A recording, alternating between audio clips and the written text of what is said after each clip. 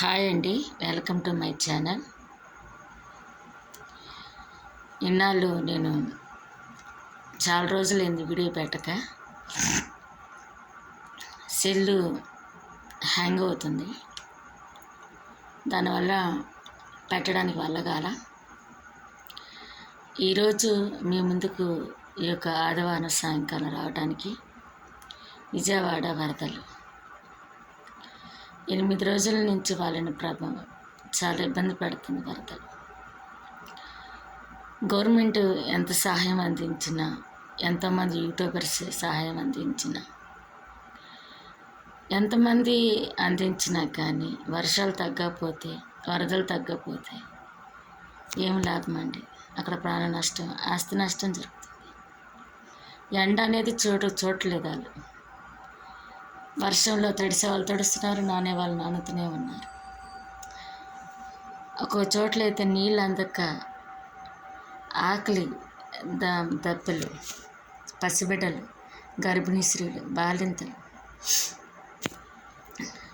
బుడివేరు వంతెన తెగటం వలన ఆ నీళ్ళు ఏర్లే పారు ఒక కాలువ ముంచెత్తింది. అది జనం చేసిన పాపము, బ్రహ్మంగారి జ్ఞానము, కాలజ్ఞానం, ఇంకేదో అయ్యి ఉండొచ్చు. కానీ దేవుడు వాళ్ళ వర్షాలు తగ్గించి ఎండ కురిపించి, అది ఎండ వచ్చి ఆ నేల ఆడితే తప్ప వాళ్ళ కష్టాలు తీరవండి. ఎంతమంది వచ్చి తీర్చలేరు. నేను వీడియోలో చూస్తూ ఉంటున్నాను, పడవలు వేసుకొని తిరుగుతూ ఉంటే అది సముద్రమా నది చెరువా అనిపిస్తుంది. పీకల్లోకి వస్తుంది. తర్వాత మనుషులు మునిగిపోతారు. ఆ వరదల్లో ఉన్న వాళ్ళకి అవి అందించడం ఎంత అవసరమో, వరదల నుంచి తప్పించడం ఎంత అవసరమో. కానీ వరదలు ఆగిపోవాలని, వర్షాలు కురవకుండా ఉండాలని, ఎండ రావాలని, ఆ నేలని ఎండితే కనుక వాళ్ళ కష్టాలు తీరినట్టేనండి. ఎంతమంది ఎన్ని చేసినా వేస్ట్.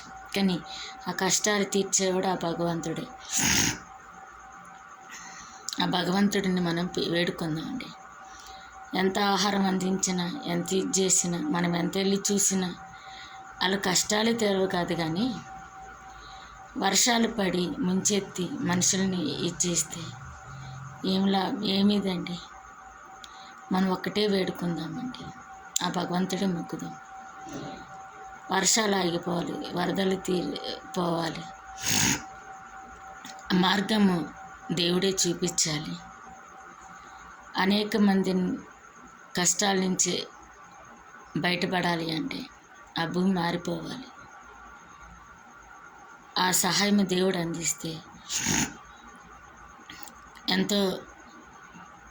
ఎంత సహాయం చేసినా ప్రాణ నష్టం జరగదండి. దేవుడికి మనందరం మొక్కుదామండి. ఆ వరదలు ఆగిపోవాలని, వర్షాలు తగ్గిపోవాలని, ఆ ప్రజలకు ఊరట కలగాలని, ఆ భూమి ఎండిపోవాలని మనందరం వేడుకుందాం. ఉంటానండి. ఈ వీడియో కనుక నచ్చితే సబ్స్క్రైబ్ చేయండి, షేర్ చేయండి, లైక్ చేయండి.